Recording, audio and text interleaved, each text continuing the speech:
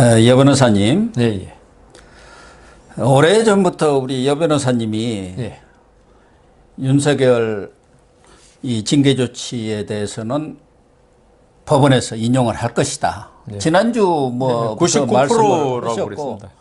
사실은 24일 재판이 내려지기 전에도 우리가 녹화를 해놨는데 그렇죠. 애정해가지고 예, 예. 그런데 결과가 좀 미리 나왔습니다. 며칠 후에 나올 걸로 저희들은 예상을 하고 녹화를 했다가 오늘쯤 내야겠다 했는데 그게 미리 나와서 나가지를 못해서 참 안타까운데 어쨌든 결과적으로 보면은 윤석열 총장에 대한 징계 처분에 대해서 법원이 인용 결정, 그러니까 중지 결정을 내렸고, 특히 문재인 대통령도 사과를 안 하시는 분을 아주 뭐 정평이 나 있는데 이례적으로 이번에는 특별 사과를 빨리 했습니다.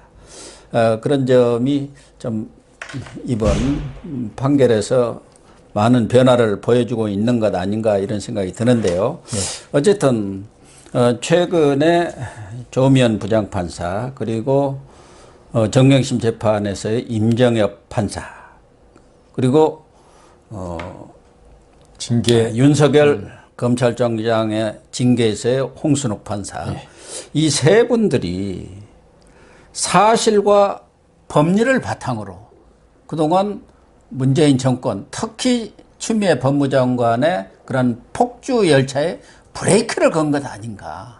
그런 점에서 저는 상당히 의미 있는 이 판결을 내렸다. 이렇게 보거든요. 뭐 판사 출신이니까 더 이 부분에 대한 그 소회가 있으실 텐데 한 말씀 먼저 해 주시고 이 얘기를 시작하시죠. 고 교수님 말씀대로 결론적으로 추미애 장관, 문재인 대통령의 어떤 법을 무시한 그리고 내 어떤 목적을 위해서는 법이 나한테 오히려 수그려야 된다. 그러니까 숙여야 된다.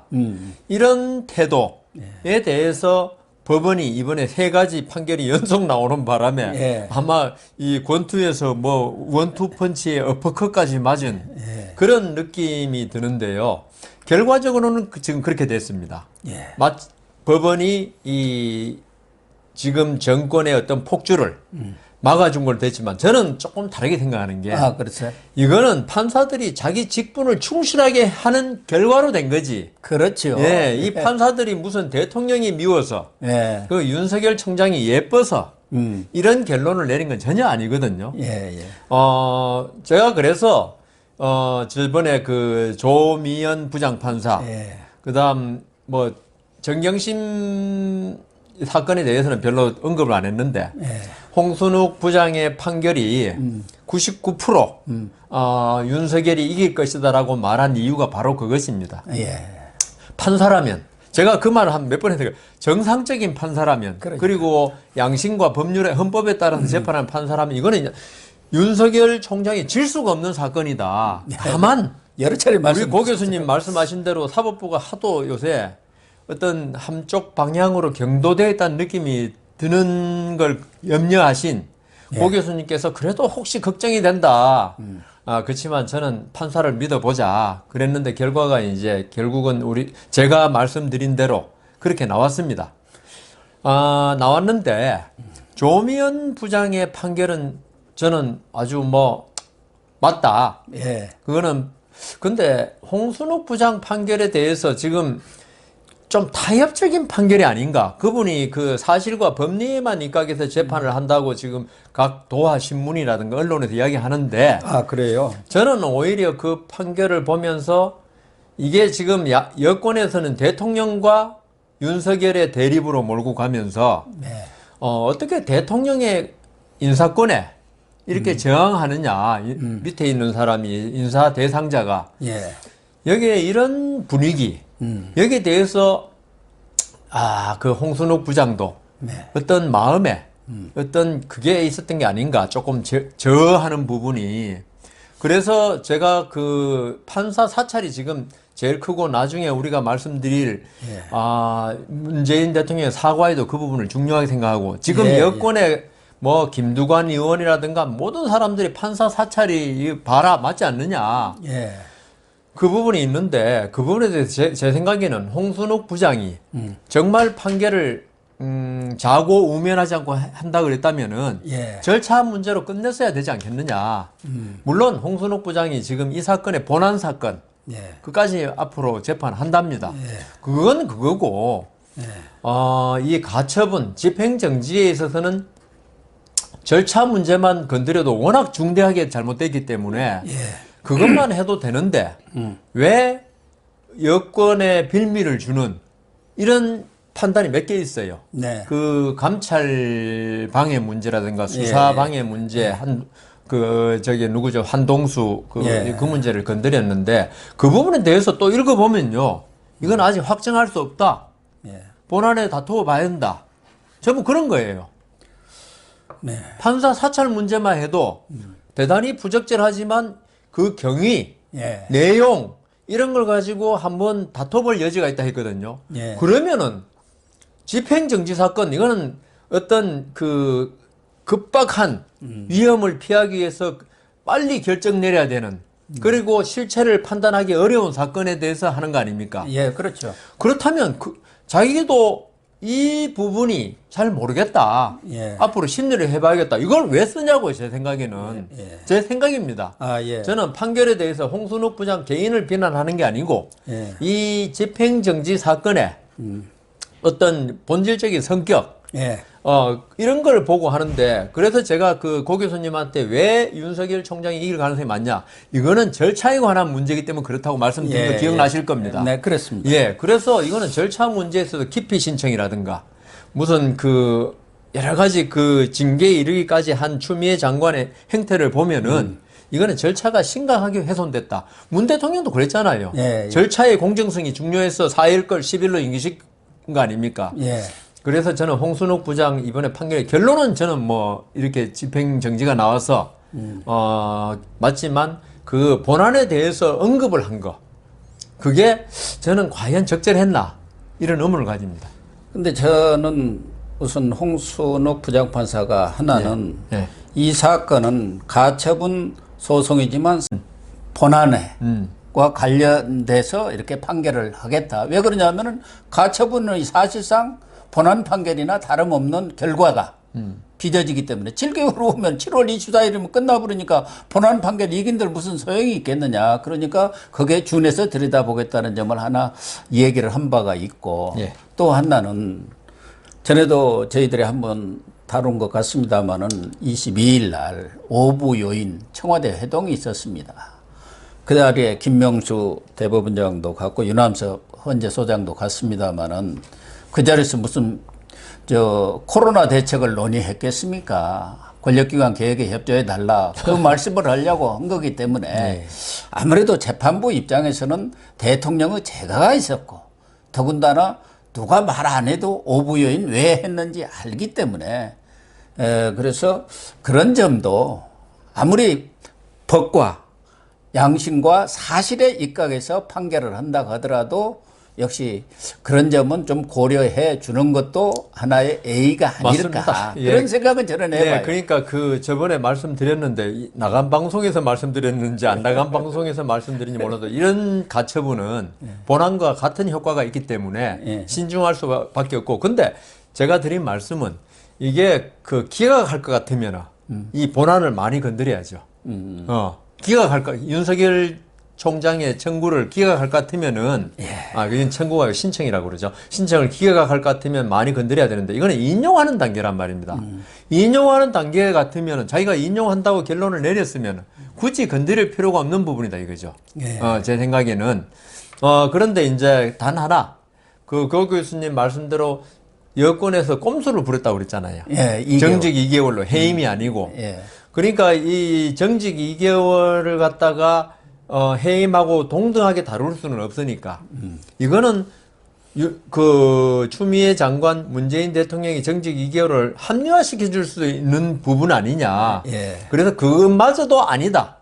예? 네. 해임 같으면은 절차 위반으로 그냥 딱 끝내면 되는데 정직 2개월 이 가벼운 어떻게 보면 여권 사람들은 아주 가벼운 징계라 그럴 겁니다. 예. 우리가 그 법률적으로는 무거운 징계인데도 예. 그 여기에서 홍순욱 부장이 좀 묘를 그 재판의 묘. 예, 그렇다고 봐야죠. 예, 그래서는 안 되겠지만 예. 그 대통령이 일국의 대통령이 한 처분에 대해서 한마디로 너 엉터리야. 예, 그렇게 여기는 조금 좀 그랬던 것 심리적 같아요. 부담이 있다고 봐야죠. 예, 그래서 아마 이걸 건드렸는데 저는 이제 순전히 법리적으로만 보면 그렇다는 거죠. 예. 그래서 뭐 그걸 모든 걸 떠나서 홍순욱 부장의 판단은 제가 건국이 70년 이래 가장 중요한 결정 중에 하나라 그랬는데 역사적 저는 판결이라고 봅니다. 이게 한국 법치주의와 어떤 그 민주주의가 사느냐 죽느냐의 문제였기 때문에 하여튼 결론적으로는 아주 잘 된 것이다. 저는 그렇게 판단합니다.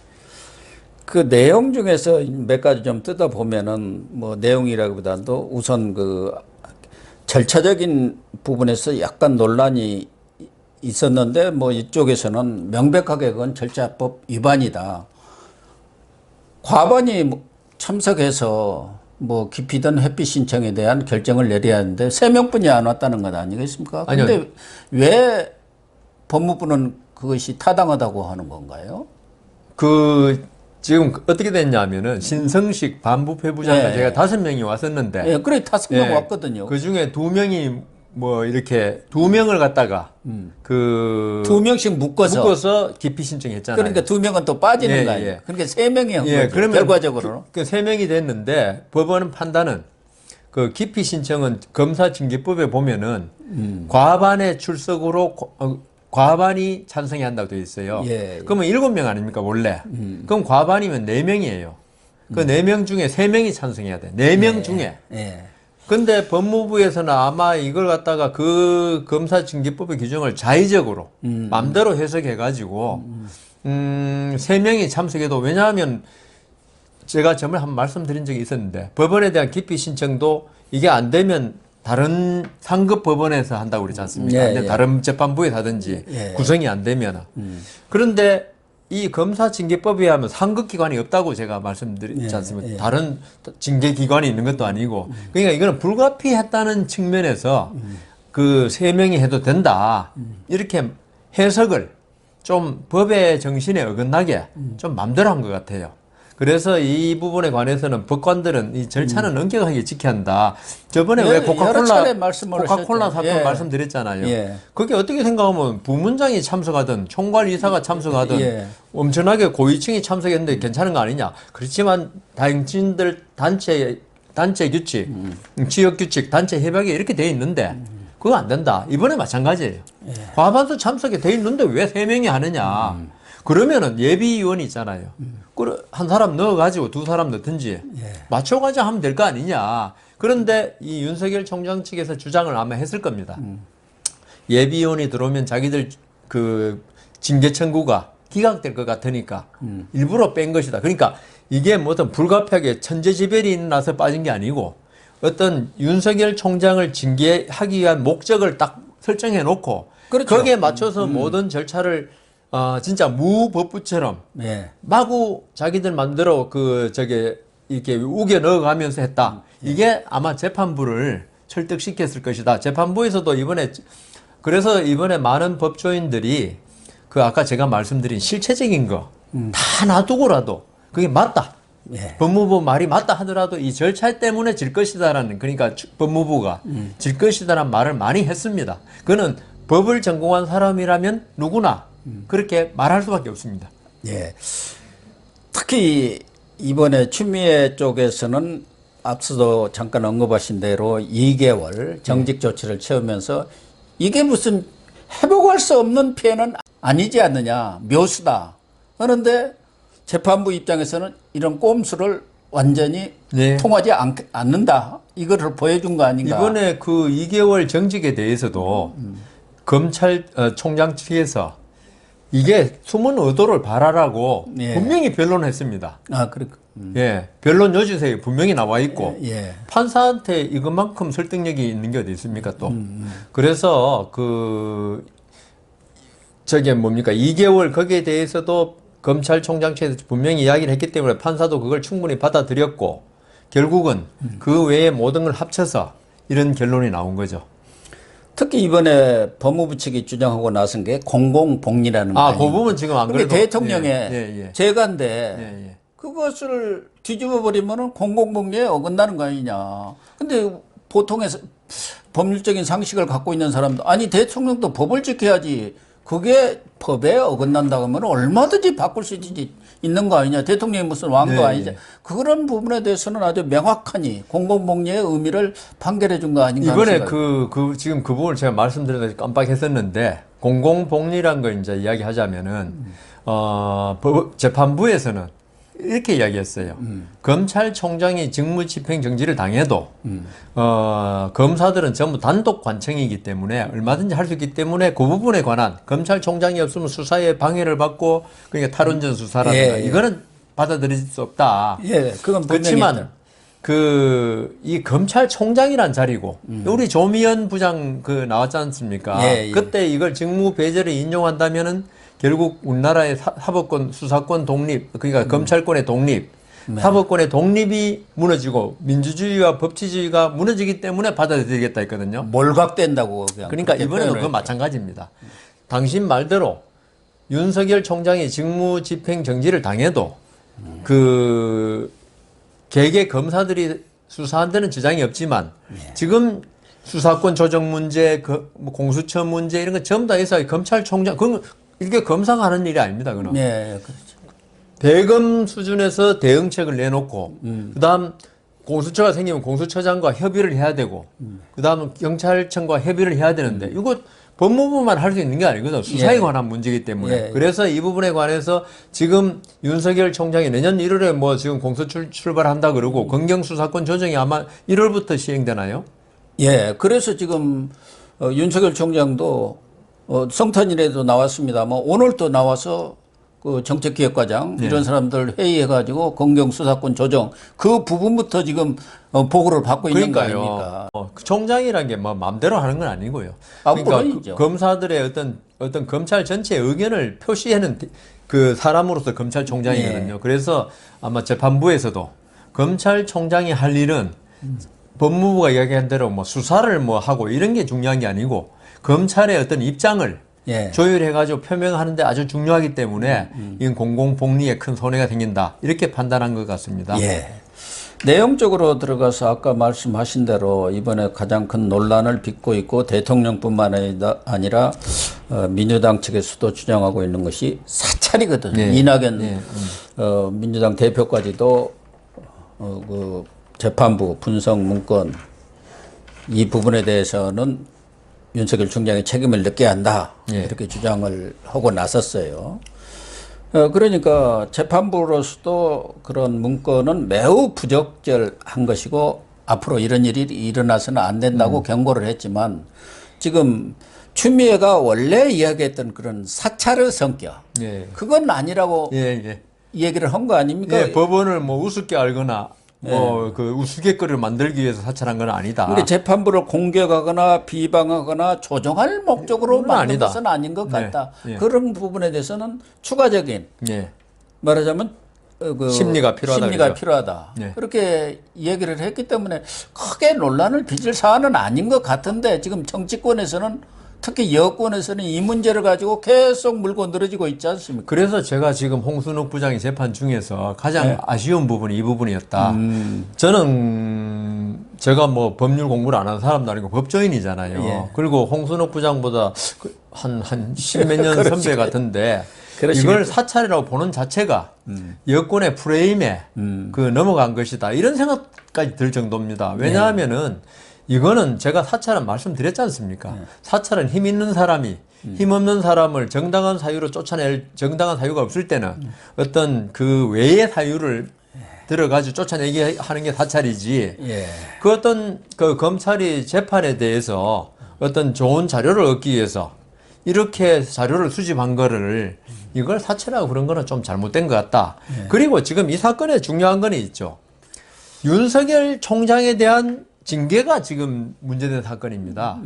검찰이 검찰 전체적으로, 검찰 규모로, 검찰 전체의 규모로 무슨 판사들 전부 다 하나하나 한 게 아니고, 그렇죠. 그 수사정보기획단인가요? 하여튼 뭐 거기서 그걸 했고, 그걸 갖다가 이제 각 그 공판 검사한테 전달해 주게 한 거거든요. 그러면 이게 중요한 건 지금 징계는 그 검찰을 그 때문에 검찰을 해체하려는 게 아니고 윤석열 총장을 징계하려고 하는 사건이거든요. 예, 그러면 제일 중요한 건 윤석열 총장이 개입했느냐. 그리고 보고를 받고도 이걸 잘 써가지고 아까 말씀하신 대로 판사들을 갖다가 공격하고 우스갯거리로 만드는 그런 걸로 사용했냐를 갖다가 확실히 심리한 다음에 이걸 그 사찰이냐 여부부터 그다음 윤석열 두 가지죠. 사찰이냐 여부에 대해서 명확한 규정을 내려야 되고요. 예. 그다음 그게 맞다 하더라도 윤석열 총장이 과연 개입이 어느 정도냐? 이게 완전히 좀 이 말을 함으로써 지금 많은 지금 그 여권의 공격에 호재를 줬지 않습니까? 예, 그렇게 했어야 되는데 그거는 전부 다 그 심리가 더 필요하다 하면서 그러면 심리를 더 하고 이런 걸 해야죠. 이 부분에 심리가 부족했으면 이거는 놔둬야죠. 그 부분에 대해서는 아직 소명이 없다. 좀 부족하다. 그걸로 끝나야지. 대단히 부적절하다. 그게 저는 그 재판부로서 아까 물론 대통령이 한 그 재가에 대해서 그 정면으로 들이받는 모습을 보이기 싫어서 그런지 몰라도 법관으로서는 있죠. 이게 특히나 인용할 것 같으면 그 징계 결정을 갖다가 수용할 것 같으면 그렇게 쓰는 것도 괜찮아요. 예. 대단히 부적절했다 뭐 이런 걸로. 근데 기왕하면서 굳이 그 말을 써가지고 윤석열 총장에 대해서 어떤 때를 묻히는 거 아닙니까? 뭐 때를 묻힐 수는 있긴 있죠. 그렇지만 그거는 저로서는 좀 부적절했다 보입니다. 진짜 부적절했다고. 사찰이 부적절한 게 아니고. 이 재판부 분석 문건은 윤 총장하고는 사실은 직접적인 관련이 없거든요. 윤 총장이 그럼요. 총괄적인 예. 검찰총장으로서 그러니까, 책임을 질 수 있는 그럼 문제인데. 정치적인 책임. 예. 그러니까 그 검찰 지휘 이런 걸 잘못했다는 책임. 예. 요걸로 또 징계를 갔으면 있죠. 사유를 삼았으면. 뭐 조금 그럴 수는 있어요. 그죠? 근데 윤석열 총장이 마치 개입해가지고 이걸 만들고 윤석열 총장의 지시하에 각 그 검사들이 그걸 이용해가지고 재판부를 공격한다? 이러면 이건 아니잖아요. 예, 그렇죠. 근데 이제 윤석열 총장하고 직접적인 관련이 있는 게 하나는 정치적 중립성을 위반했다는 거. 두 번째는 묶어서 얘기할 사안이에요. 채널A의 네. 사건에 대해서 감찰, 수사 방해를 했다는 거. 이런 부분에 대해서는 윤석열 총장 측에 손을 명백히 들어준 거 아닌가요? 특히 그 중에서 정치적 중립 의무 이거는 정말 코미디 아닙니까? 견강부회라 그러잖아요. 예. 억지로 이어다 붙인 거. 퇴임 후에 사회 봉사할 방법 생각해 보겠다. 이걸 누가 그랬어요. 무료 변론을 할 수 있는 거고. 예. 그다음 뭐 그럴 가능성이 없지만 뭐 낙도에 가서 봉사할 수도 있는 거고. 네. 봉사라는 게 꼭 정치에 나가는 것만 봉사가 아니지 않습니까? 저는 그 법조인이 정치하는 걸 반대하는 사람인데요. 예. 그냥 법조인. 예. 바로 저게 옷 벗자마자 정치 가는 걸 정말 잘못했다. 그래서 저는 윤석열 총장이 사회에 봉사한다는 것 같다가 무조건 이거는 정치하겠다는, 물론 이제 그 여론조사 기관에 여론 대선 지지율 나오니까 아마 그것까지 떼다 붙여야 하는데, 윤석열 총장 나 빼달라고 여론기관에 얼마나 그래요. 여론조사 두 기관에. 번이나 이 얘기를 예. 했고, 그런데 지금 8월 이후는 안 했다는 거예요. 그게 무슨 시기적으로가 필요한가? 뭐 시기하고 무슨 관계 있습니까? 그래서 그 말도 안 되는, 이거야말로 말도 안 되는 주장을 한 거기 때문에 여기에 대해서 법원이 판단하고 있다는 자체가 진짜 뭐 별로 창피할 정도의 그 어떤 주장이었습니다. 네. 그리고 그 채널A 사건, 그거는 뭐 보신 대로 그 증거가 없다고 그랬어요. 아직 심리를 더 해봐야 한다거나. 이 때문에 별 문제 안 되고 제일 중요한 거는 그거였습니다. 판사 사찰. 어쨌든 결과적으로 보면은 윤석열 징계를 정지시킴으로 인해서 크리스마스 어떤 선물이랄까 전 윤석열 국민들한테, 측에서 그렇게 지지하는 측에서 상당수 우리 국민들도 선물로 받아들이지 않겠냐. 물론 저쪽에서는 악몽으로 받아들이겠지만 저는 이번 1년의 이런 판결들을 보면서 역시 그래도 우리 사회가 희망은 있구나. 또 사법부가 그동안 상당히 신뢰가 추락했다는 그런 비판도 받았는데 사법부는 살아있다. 그리고 우리 사회의 그런 어떤 펀더멘탈이랄까 이런 것들이 지금 뭐 정치권 몇 사람들의 그런 뭐 입방아 이걸로 이렇게 흔들릴 정도는 아니구나 하는 그런 생각을 저는 가졌어요. 네, 맞습니다. 근데 제가 볼 때 저도 판사를 했지만 판사들은 좀 그래도 양심이 있더라. 제가 재판할 때 그 공무원 중에 뭐 많은 뭐 그 소수라 그래야 되나? 뭐 독직도 하고 뇌물도 받고 뭐 하지만은 그래도 우리나라의 판사도 물론 뭐 일부 진짜 한 그런 사람이 있을 수 있죠. 그래 네, 구속도 그렇죠. 되고 뭐 한 사람도 있는데 그래도 판사라 그러면은 최소한의 양심은 난 지키겠다는 그런 생각을 가지고 있어요. 예, 예. 그래서 이렇게 정치하는 분들은 자기 측의 어떤 그 이유 분리에 따라서 예. 말을 마구 할 수 있고 그렇게 해도 뭐 국민들한테 어떤 그 직접적인 그건 안 주니까 할 수 있는데 판사들은 어떤 판단을 하나 잘못해버리면은 재판을 받는 당사자한테 돌이킬 수 없는 피해를 줄 수 있거든요. 이번에도 윤석열 총장 사건에 대해서 아마 판사가 그 윤석열 총장의 주장을 기각을 좀 해버렸으면은 어떻게 됐겠습니까? 그래서 판사들은 이 아까 고 교수님 말씀하신 대로 우리 그 법치의 최후의 보루로서 역할은 아직은 할 수 있다. 다만 정책법원이라고 할 대법원은 조금 여러 가지 안 좋은 그런 선례들을 많이 남겨서 오히려 제가 그랬잖아요. 대법원 그럴지 몰라도 아마 하급심 법원은 안 그럴 것입니다라고 말씀드렸는데 지금 판결들은 전부 다 하급심에 나온 겁니다. 그러니까 대법원의 정치화가 좀 심하게 되어가는 거 아닌가 하는 그럼요. 그런 우려들을 하고 있는데 역시 이번 이런 판결들이라든가 또 윤석열 총장의 이런 일련의 행동들을 보면은 정치권이 사법부라든가 검찰에 대해서 어떤 강제라든가 통제를 통해 가지고 장악을 해야겠다.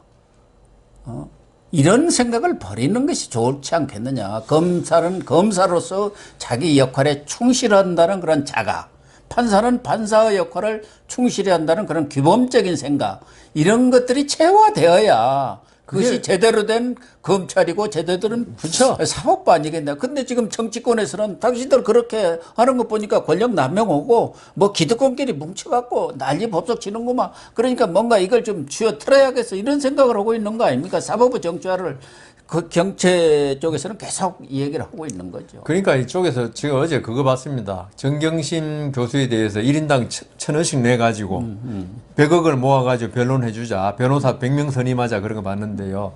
사실 정경심 교수가 1,000원씩 내는 분보다 훨씬 부자일 겁니다, 아마.